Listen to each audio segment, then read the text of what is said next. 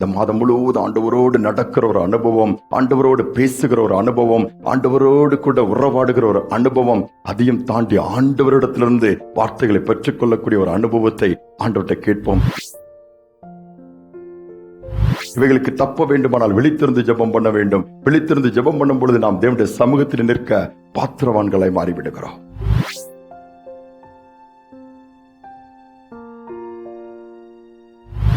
ஆண்டவர் இரட்சகருமாக இயேசுவின் இனிதான நாமத்தினால் இந்த நவம்பர் மாதம் முதல் தேதியிலே உங்களை வாழ்த்துவதில் மிகுந்த சந்தோஷம் அடைகிறேன். கடந்த 10 மாதங்கள் கண்மூடி விழிப்பது போல வேகமாய் கடந்து விட்டது. இந்த மாதத்திலும் வேதத்திலிருந்து ஒரு வசனத்தை வாசித்து நாம் ஜெபிக்கலாம். 1 தெசலோனிக்கேயர் 5ஆம் அதிகாரம் 17ஆம் வசனத்தை நான் வாசிக்கிறேன். இடைவிடாமல் ஜெபம் பண்ணுங்கள். ஆண்டவர் சொல்லுகிற வார்த்தை பாருங்கள். இடைவிடாமல் ஜெபம் பண்ண வேண்டும் என்று ஆண்டவர் எதிர்பார்க்கிறார். வேதத்திலும் பார்ப்பில் என்று சொன்னால் சுவிசேஷங்களிலே, அதுவும் இயேசு பூமியிலே ஊழியம் செய்த நாட்களிலே ஜெபத்திற்கு அதிக முக்கியத்துவத்தை கொடுப்பதை பார்க்க முடியும். இடைவிடாமல் ஜெபம் பண்ணுங்கள், சோர்ந்து போகாமல் ஜெபம் பண்ணுங்கள், விழித்திருந்து ஜெபம் பண்ணுங்கள். இன்னும் நிறைய காரியங்களை ஜெபத்தை குறித்தே பேசியிருப்பதை நாம் பார்க்க முடியும். ஏனென்றால் இந்த மாதம் ஒரு ஜெபத்தின் மாதம்.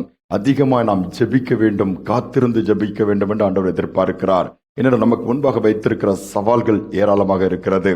அதனால் ஒவ்வொரு காரியங்களையும் மேற்கொள்ள வேண்டுமானால், ஜெயிக்க வேண்டும் என்று சொன்னால் நாம் ஜெபத்தால் மட்டுமே நாம் செய்ய முடியும். அதுதான் தேவனோடு நம்மளை கனெக்ட் பண்ணுகிறது. தேவனிடத்திலே சொல்லவும், தேவனிடத்தில் காரியங்களை தெரியப்படுத்தவும், அவரிடத்திலிருந்து என்ன செய்ய வேண்டும், எப்படி செய்ய வேண்டும், எப்பொழுது செய்ய வேண்டும் என்பதை அறிந்து கொள்வதற்கும் ஏதுவாக இருக்கிறது. அதனால் இந்த நாட்களிலே தேவ ஆவியானவர் நம்மளை நிரப்பவும், ஜெபத்தின் ஆவியால் நிரப்பப்படவும், அதிகமாய் ஜெபிக்கவும் நாம் கர்த்தரிடம் கிருபை கேட்போம். வேதத்திலே ஆதியாகமத்திலிருந்து பார்ப்போம் என்று சொன்னால் சாதித்தவர்கள், சரித்திரம் படைத்தவர்கள் அத்தனை பேருமே ஜெப வீரர்களாகத்தான் இருந்திருப்பார்கள். ஏனோக்கை குறித்து பார்க்கும் பொழுது தேவனோடு சஞ்சரித்தாராம். பாருங்களா, தேவனோடு கூட நடக்கக்கூடிய, பேசிக்கொண்டே இருக்கக்கூடிய, அவரோடு கூட உறவாடக்கூடிய பாக்கியத்தை பெற்றிருந்தால் அப்படியே அவர் எடுத்துக் கொள்ளப்பட்டார் என்று சொல்லப்பட்டிருக்கிறது. நோவாவின் காலத்திலே பார்க்கும் பொழுது பூமி எங்கும் சீர்கட்டு போயிருந்தது. ஆனாலும் கூட அந்த சூழ்நிலையிலும் பாவம் நிறைந்த உலகத்திலே, சாபம் நிறைந்த நாட்களிலே நோவா தேவனோடு சஞ்சரித்தார், நடந்தார் என்று வேதம் சொல்லுகிறது. அப்போ நாமும் தேவனோடு நடக்க முடியும், இடைவிடாமல் அவருடைய தொடர்பில் இருக்க முடியும், அவரோடு பேச முடியும், ஜெபிக்க முடியும் என்பது உறுதியாகிறது. அப்படியே தானியேலின் புஸ்தகத்துக்கு வரும்பொழுது சிங்கத்தின் கெபிகளை தூக்கி போட்டாச்சு. ஆனா அந்த சூழ்நிலையில ராஜாவால் காப்பாற்ற முடியவில்லை. ஆனால் ராஜா சொன்ன வார்த்தை பாருங்கள், இடைவிடாமல் நீ ஆராதிக்கிற. தானியேல் எப்பொழுதும் கர்த்தரை ஆராதிக்கிறார். எப்பவும் அது முடியுமா? Is it possible? எப்பவுமே ஆராதித்தால் அரண்மனையில வேலை செய்ய முடியுமா? கொஞ்சம் யோசித்து பாருங்க. ஆனால் பிரதானிகளுக்கெல்லாம் பிரதானியா இருக்கிறாரு. முடியும். எப்பொழுது இருதயத்தின் நினைவுகள் எல்லாம் ஆண்டவர் மேல இருக்கும் பொழுது நிச்சயமாகவே நாமும் எப்பொழுதும் ஜெபிக்க முடியும். நடக்கும் பொழுது, உட்காரும் பொழுது, பேசும் பொழுது, அங்கங்க வேலைகளை செய்யும் பொழுது கூட ஆண்டவரோடு கூட கனெக்ட்ல இருக்க முடியும். வேதம் அதைத்தான் சொல்லுகிறது. ஒரு காரியத்தை நான் ஒரு புத்தகத்தில் படித்தேன். வல்லமையாய் பயன்படுத்தின ஊழியர்கள் எல்லாம் உட்கார்ந்து ஒரு காரியத்தை குறித்து டிஸ்கஸ் பண்ணாங்களாம். என்னன்னா, இடைவிடாமல் ஜெபம் பண்ண சொல்லி ஆண்டவர் சொல்லியிருக்கிறாரு. அது அவசியம். காத்திருந்து நாம் இடைவிடாமல் ஆண்டவரோடு ஜெபிக்க வேண்டும். அப்பொழுதுதான் காரியங்கள் வெளிப்படும், கர்த்தரிடத்தில் ஏதாவது பெற்றுக்கொள்ள முடியும். அது எப்படி ஜெபிக்க முடியும்? Is it possible? அது முடியுமா? ஒரு வீட்டில் உட்காந்து, நல்ல பெரிய வீடு, அங்க ஒரு டேபிள் முன்னாடி உட்காந்து அவங்க அதை குறித்து ஆலோசிக்க ஆரம்பிச்சாங்களாம். ஒருத்தர் சொன்னாராம், நேரத்தை அதுக்குண்டு ஒதுக்கிக்கணும், பிளான் பண்ணணும், ஷெட்யூல் போட்டுக்கணும், டைம் டேபிள் போட்டுக்கணும். ஒவ்வொருத்தரும் ஒவ்வொரு விதமான கருத்துக்களை சொன்னாங்களா. முடிவு எட்டல. அது எப்படி 24 மணி நேரம் அல்லது விழித்திருக்கிற நேரத்திலாம் ஜெபிக்க, மற்ற வேலையை செய்யும்போது அதில் கான்சன்ட்ரேட் பண்ண வேண்டும், நடக்கும்போது, வாகனம் ஓட்டும் போது, அப்படி பல காரியங்களை சொல்லிக் கொண்டிருந்தார்களாம். அப்ப அந்த வீட்டுல வேலை செய்யற வயதான அம்மா இவங்க டிஸ்கஷன் பார்த்து குழம்பி இருக்கிறத பார்த்து, ஏன் அது முடியாத, இது லேசான வேலை தானே, இதுக்கு போய் இவ்வளவு குழம்புறீங்களா, என்னம்மா சொல்ற அப்படின்னாங்களா. தன்னுடைய அனுபவத்தை சொன்னாங்களா. காலையில் எழுந்த உடனே பல் விளக்கும் போது நான் ஆண்டவர்கிட்ட அப்பமே பல் விளக்கிட்டே ஜெபம் பண்ணுவேன். எப்படி தெரியுமா? ஆண்டவரே, என் வாயில மற்றவங்களை காயப்படுத்துற வார்த்தை வந்துடக்கூடாது, மற்றவர்களை துக்கப்படுத்துகிற வார்த்தை வந்துடக்கூடாது, தவறான வார்த்தைகள் வந்துடக்கூடாது, கெட்ட வார்த்தைகள் வந்துடக்கூடாது, பக்தி விருத்திக்குள்ள வார்த்தை வந்துடணும்னு ஜெபம் பண்ணுவேன். அடுத்துல நான் ப்ரெஷ் அப் பண்ணி குளிக்கும் போது, ஆண்டவரே, இந்த தண்ணீர் என்னை எப்படி அப்படி சுத்தமாக்குறது, அதே மாதிரி நீர் என்ன சுத்தமாக்குன்னு சொல்லி ஜெபம் பண்ணுவேன்.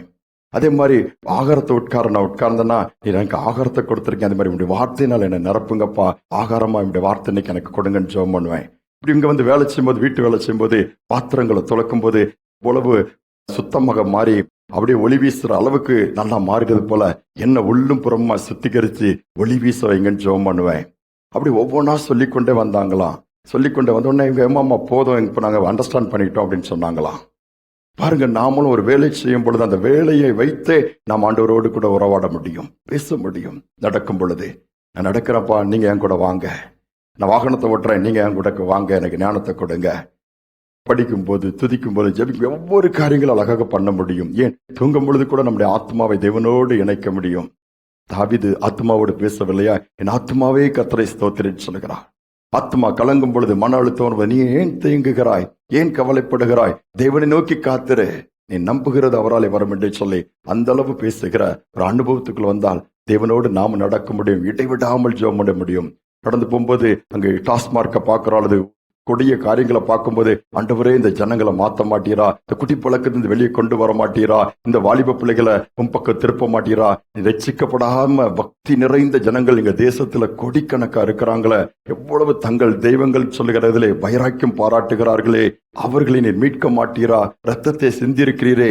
நடக்கும் பொழுது, பார்க்கும் பொழுது, பழகும் பொழுது கூட உள்ளத்தில் ஆழத்திலிருந்து ஜெப விண்ணப்பங்களை ஏறெடுக்க முடியுமே. இந்த மாதம் நாம் அதை செய்ய போகிறோம். என்ன வருகை சமீபமா இருக்கிறது. யுத்தங்களின் செய்திகளையும் பார்க்கணும், அது உக்கிரமாக போகிறது. முடிவு வரும் என்று சொல்லுகிறார்கள். முடிவுக்கு வாய்ப்பே இல்லை. கொள்ளை நோய் ஆரம்பமாகி தேசங்களிலே மாஸ்க் பயன்படுத்தக்கூடிய ஒரு சூழ்நிலை வந்து விட்டது. மழை வெள்ளம் பாருங்கள், எல்லாமே இப்போ அலர்ட் கொடுத்துட்டே இருக்கிறாங்க. ரெட் அலர்ட்ங்கிறாங்க, பிரேக்கிங் நியூஸ்ங்கிறாங்க. பள்ளிகள் கல்லூரிகள் விடுமுறை விடப்படுகிறது. என்ன நடக்கும் என்று தெரியாமல் பதற்றத்தோடு இருக்கிற சூழ்நிலை பார்க்க முடிகிறது. எங்கு எவ்வளவு எப்படி மழை பெய்யும் என்று சொல்லி நிதானிக்க முடியவில்லையே. பூமி அதிர்ச்சி, மழையில நிலச்சரிவுகள், ஏராளமான ஜனங்கள் மரித்துக் கொண்டிருக்கிறார்கள். விபத்துகள், ஆபத்து நிறைந்த நாட்களில் வந்து விட்டோம். நமக்கு ஒரே ஒரு தப்பு வைக்கக்கூடிய வழி ஜெபம். கடைசி நாட்களில் இவைகள் எல்லாம் சம்பவிக்கும். வேலையில போய் பார்க்கிறோம், என்ன தற்கொலைகளை பார்க்கிறோம். ஆனால் இவைகள் தப்பிக்கொள்வதற்கு வழி என்னென்று சொன்னால், லூக்கா 21:36 இயேசுவே சொல்லியிருக்கிறார், விழித்திருந்து ஜெபம் பண்ணுங்கள்.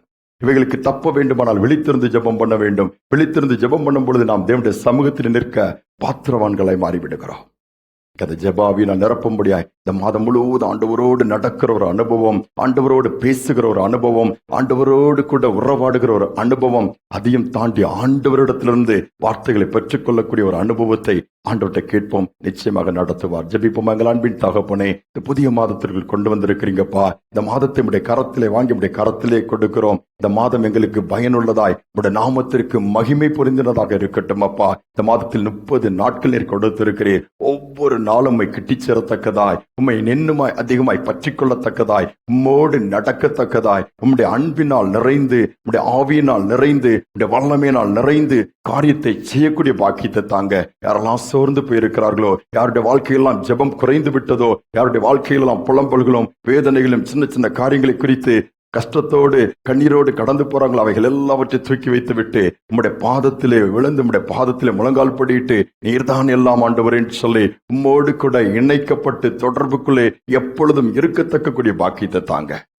செய்வதற்காய் ஸ்தோத்திரம். இடைவிடாமல் ஜெபிக்க, இடைவிடாமல் ஆராதிக்க என் வழிகளிலெல்லாம் நினைத்துக் கொள்ளும் பொழுது பாதைகள் செவையாகும் சொல்லியிருக்கிறீங்கப்பா. அந்த பாக்கியத்தை கேட்கிற ஒவ்வொரு பிள்ளைகளுக்கு கொடுங்க. விபத்துகள், ஆபத்துகள் இந்த விலைக்கு பாதுகாத்துக் கொள்ளுங்க. காரியங்களை கைக்குடி வர பண்ணுங்க. மழையும் வெள்ளமும் நிறைந்த அந்த நாட்களிலே, இந்த சீதோஷ நிலைகள் மாறி இருக்கின்ற சூழ்நிலையிலே கர்த்தர் தமது கரத்தை நீட்டி அற்புதங்களை செய்வீராக. ஒவ்வொரு ஜனங்களுக்கும், குடும்பங்களுக்கும், தேசங்களுக்கும் பாதுகாப்பு உண்டாகட்டும். மகிமையான காரியங்களை செய்யுங்க. தாழ்த்தி ஒப்புக் கொடுக்கிறோம். துதிகனமையுமே ஏற்றுக்கொள்ளும் இயேசுவின் நாமத்தில் பிதாவே, ஆமேன், ஆமேன். இந்த மாதம் முழுவதும் ஜெபிக்கும்படிய தீர்மானம் எடுப்போம். கர்த்தர் அந்த பலனை கொடுப்பார். ஜெபிப்போம். நம்முடைய காரியங்கள் எல்லாவற்றையும் கர்த்தர் ஜெயமாய் மாற்றி கொடுப்பார். God bless you.